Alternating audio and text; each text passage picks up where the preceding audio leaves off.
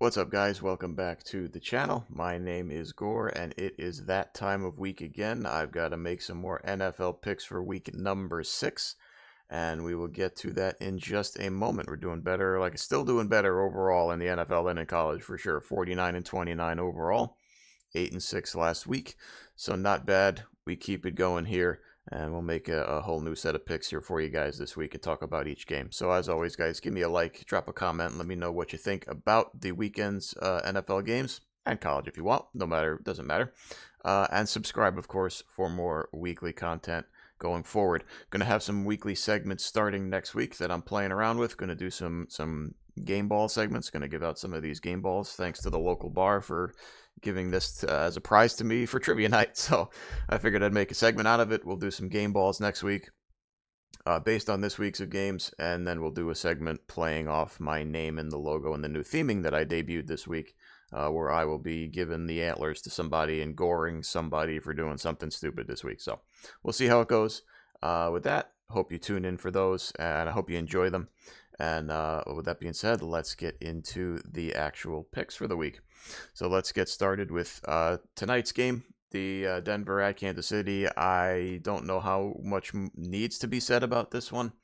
Denver is a mess. Denver is still a mess. I don't know what it's going to be a rough year, and then they have a lot of questions in going into this coming off season. I just don't see it materializing for the Broncos in any way, shape, or form. Kansas City's rolling. Yeah, Taylor Swift's in the building. Big whoop. Great. Wonderful. Give me the Chiefs no matter what. I don't care who's in the building. Kansas City is going to roll tonight over the Broncos. That's going to take us into the Sunday games. Got some bye weeks coming in, starting up now, so a few less games each week. But this next one, here's another London game, and it's kind of a tricky one for me. I've kind of hemmed and hawed about it. The Ravens just have not put a game together. They blew it last week against Pittsburgh. I thought they had the game covered, but they just could not. They couldn't put more points up on the board. They should have been, they had control of the game, should have been up bigger, but they let the Steelers hang around, and Pittsburgh pulled it off late. Tennessee, I just haven't liked the way they've looked all year long. It's just not a pretty picture. If they can get Derrick Henry going, right, then maybe they'll have some opportunities. This is kind of a tough game for me to pick. I'll say this again about the Ravens. I'll take them and I'll say, man, I just think eventually they're going to put it together, right? Eventually they're going to put everything together. I know they got some injuries, but there's a complete game in them somewhere, right? And maybe it's here in London. We'll see. But I don't feel super strongly about picking them. But that's how it goes sometimes. Next game up here. Speaking of not a good feeling, I don't have a good feeling about the Washington defense. Holy shit! I mean, what's happened? They've shown the ability to score points, but they have equally shown the ability to give up points, and a lot of them. So I mean, it's a bit of a surprise considering the talent level they have on the defensive line. But they don't have it anywhere else, and they're giving up a ton of points. And I think this is a situation where Atlanta can maybe out physical them with that running game. And like I say, the things that the Atlanta does well, they do very well. And Atlanta's defense is pretty darn good. I don't want to forget that side of the ball. The Falcons can bring it defensively; they really can. And with that running back and Bijan Robinson, I say it every single week, man. Bijan, baby, get him the ball more. I love watching Bijan Robinson. Give me the Falcons in this game to take care of Washington. Moving on to the next game. I mean, this might be LOL Bowl number 2 up for this season. I did the first LOL Bowl with the Broncos and Bears a couple of weeks ago, and here we go again with the Bears and the 1-4 Vikings, who now have a lot of injuries on top of their struggles with turnovers and everything. I'll be honest with you, I can't believe I'm going to do this, but because of the injury situation and just Minnesota's complete inability to avoid turnovers, I'm actually going to take the Chicago Bears here. They may have found something on Thursday with the offense. Maybe. They've got a few extra days to prepare for a limping Minnesota team. And like I say, I just, you keep thinking with them, okay, they're gonna stress and emphasize the turnovers and get it fixed, and they just turn the ball over multiple times every game. So fuck it. I'm just not. I'm just gonna stop. And plus with the injuries now, this is probably my opportunity. Not gonna take the Bears very much this year, but I think I can here in this game, so I will. Moving on to the next game. Listen, is are the Bengals? The Bengal offensive line is a huge question mark. They took care of business in Arizona. Got the offense going. Got Jamar Chase going. Got that connection going again. Maybe that's the sign of positive things to come for the Bengals. Seattle out on the road. Listen, I'm be a little biased in this pick again, but I'm going to take the Bengals at home just to kind of drop the Seahawks to 3-2 here for personal reasons, obviously, being a 49er fan. But I think the Bengals maybe getting a little bit of the offensive woes turned around, but the offensive line, like, that has to be a priority. They have to, I mean, you can't, it's hard to fix in season, but they just have to play better, period. Like, protect Joe Burrow and allow him to do what he does. And hopefully he's getting healthy. I don't know if the calf issue is still bothering him, but we'll have to see. Give me the Bengals to drop the Seahawks to 3-2. Moving on, I do think, now again, speaking as a fan here, I do think this is a tricky spot. The Browns, that defense is very much legitimate. They are a very good group. They bring it.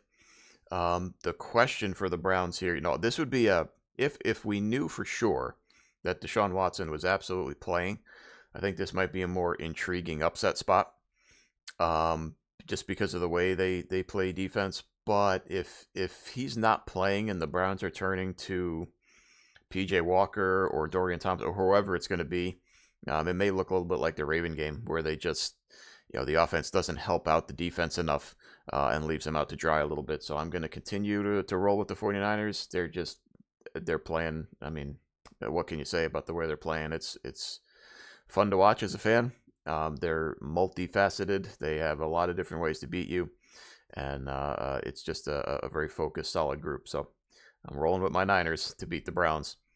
Although, if Deshaun Watson plays, maybe a bit of a sneaky upset spot here. Moving on to the next game, I don't see any upset here. Give me the Miami Dolphins and that offense to keep rolling. Unfortunately, A-Chain got hurt. That sucks. I would have loved to have seen what he could do as he develops and got more time in this offense. Just another addition to an already deadly offense. Carolina, man, kind of alarming to hear that, we're paring things down, we're simplifying some things. Now, if it was overcomplicated, maybe I could understand that, but I don't know. It's just, I don't want to be hearing that about the rookie quarterback that you take number one overall. Like, he's supposed to come in as the number one overall pick as a kind of a surefire thing. And I know it's a rookie quarterback in the NFL, but, I don't know. I just, a little bit uneasy hearing about, well, we're going to be paring things down and making things simpler for him. I don't think Carolina's woes are going to be getting fixed anytime soon here. Give me the Miami Dolphins to drop the Panthers to 0-6. Yikes. Moving on to the next game.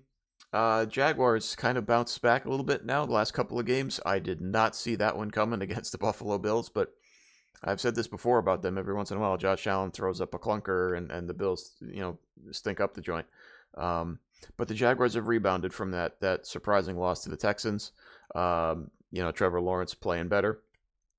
And I think they'll continue to roll here against the Indianapolis Colts. Unfortunately, with the Colts, it's kind of been a wild ride this year. Anthony Richardson's healthy, and he's making some plays, but he's playing inconsistently. He's bringing the team back against the Rams, but he's also shown the ability to get hurt. And so now he's out of the lineup, and it's tough because now Gardner Minshew, probably, I'd have to think about it, but man, he's probably the best backup quarterback in the league, really, right now. Not a bad option if you're looking to win now, right? Division game. I think it'll be a close game. Gardner Minshew will have the team, be able to move the ball. But I think give me the Jaguars. They're kind of maybe turning the corner, moving the page away from that Texans upset and starting to build towards the middle point of the season here. So give me the Jags. This next game, Houston and New Orleans. I don't know. This is like a straight toss-up to me. Um, I'm going to kind of throw the tape out with New Orleans against the Patriots just because it's the Patriots, and that's a rotten situation that I'm going to get to next. Um, Houston, they're a young team, so they're going to have some growing pains, right? It's a new coaching staff, and I thought they would handle their business and get a win last week against Atlanta. It didn't work out. They lost it in the fourth quarter. The young players will hit some bumps in the road. It's a very good Saints defense, and I think that might be the difference in the game where CJ Stroud might find it a little bit more difficult with the Saints group. The offense is still like, again, I don't, the Patriot thing is separate. I know they scored the 34 points, but I still want to see a little bit more from the offense. Man, maybe Kamara getting back maybe starts the gears turning a little bit for them. Give me the Saints in a game that I kind of feel is a bit of a toss-up, more so than 70-30, that's for sure. Speaking of the New England Patriots, this is just, and now, unthinkable. You have Robert Kraft actually. The report is that he's open to the idea of firing Bill Belichick. Well, listen, you can only write off past success for so long, and this team looks absolutely filthy, stinking rotten. They just look horrible. The offense is atrocious. They can't move. They can't do anything on offense. They don't do anything good, and they have some talent. But again, I say this every week in these picks. Mac fucking Jones, the guy is terrible. I'm sorry. Not only is he a piece of garbage, right? There's that part of it, but he's just not very good. He's just not good enough, and the offense is really, really struggling. And again, wasting a defense. Look, I think the defense is better than what they showed, but when you get left hung out to dry by the other side of the ball, it's even the greatest defense is going to look tired and less than great. I don't feel strong about the Raiders either, to be honest with you. It's again, personal experience with Jimmy G. There are a certain set of throws that Jimmy G can make and make well, but everything else is just kind of average. And then he has the unique ability to throw the most ridiculous interceptions you've ever seen. Like, he just throws garbage out there sometimes, and I don't understand it. So I think for the Raiders, please lean on Josh Jacobs. Please, make him the focal point, and then that'll help you get the ball to Devontae Adams and Jacoby Myers. But I think they're a little bit too pass heavy. Stick with Josh Jacobs, and I'll take the Raiders here because, like I say, the Patriots are just it's hard to watch. It really is. This next game, nice one, pretty good one. I'm looking forward to this one. Detroit takes their show on the road against maybe a surprise 3-1 team, the Tampa Bay Buccaneers. But Baker Mayfield playing pretty good. Forget the Eagle game. That's just what happens with the Eagles, right? The Bucs are playing well, fairly solidly.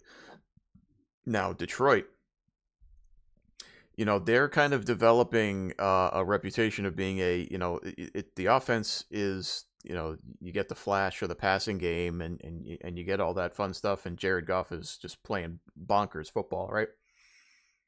But they're kind of developing a reputation of being a very physical team. Like, this is not just the air it out and put up points, and look, they're taking the shape of Dan Campbell. That's, you hear so much of that in the media, right? All that usual, the cliche. But man, they look good. They look good. They do not look like the Detroit Lions that you might know from prior years, right? So give me the for-real Detroit Lions to go to 5-1. Look at 5-1 Detroit Lions. Damn, that's impressive stuff, and they've got a solid group, and I like them.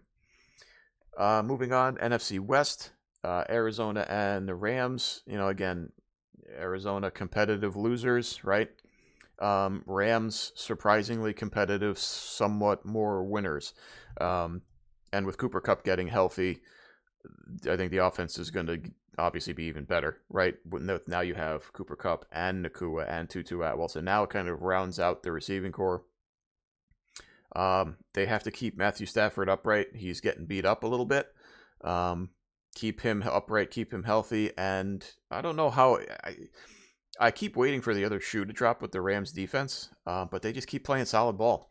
So I'll take the Rams at home here to take care of the Cardinals and keep that kind of overachieving mindset going here with the Rams.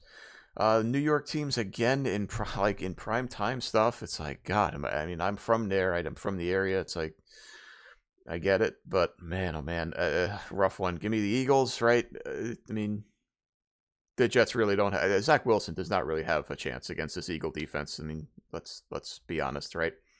Showed you some flashes. I guess I think you got the absolute best you're gonna get out of Zach Wilson last week in primetime against the Chiefs. I think this is going to kind of be a bit of a humbler with the way the Eagles are rolling. Not much more to say about that. Just same thing here. Giants and Bills Sunday night. I mean, it's football, right? So it's football. But give me the Bills to again rebounds from a stinker. I don't. Every once in a while they do this. Like again, I wish the Bills would be. I've talked in these picks about how the Bills would be really dangerous if they found a running game, because now they're starting to run the ball. And then last week they run for like what, 20 yards or some shit like that. Why does everything have to be Josh Allen in this offense? Could we please just find a little bit more balance? Stephon Diggs gets mad at everything. Whatever. I don't know what that situation is, right? But stop making everything about Josh Allen. Please just take a little of the load off of his shoulders, and the Bills will be a better offense for it. Regardless of that issue, I think they'll be able to take care of a Giants team that's just lost. I don't know what else to say. Bad offensive line play really, really shows. But I'll say this again, and the Giants fans will know that, right? With the absolute absurdity against the Seahawks.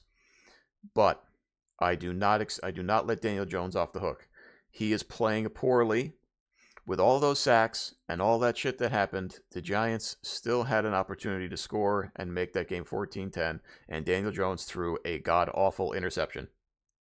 So he's not blameless here. He still turns the ball over. He's just not good enough. I'm sorry, he's just not. Give me the Bills. And then we'll go to the Monday Night Football game. Speaking of bad, Dallas got humbled big time. I thought it would be, I admit I was wrong. I thought it would be a very competitive game because I thought Dallas's defense was a lot better than what they showed. And I thought Dallas would be able to move the ball a bit better. But they got humbled bad. It's a bit of a rebound spot here. The Chargers, I don't know. I think it's for Dallas, I think this is a good spot to rebound in. You're going to have the majority of that building be Cowboys fans anyway. So it's going to be a de facto home game.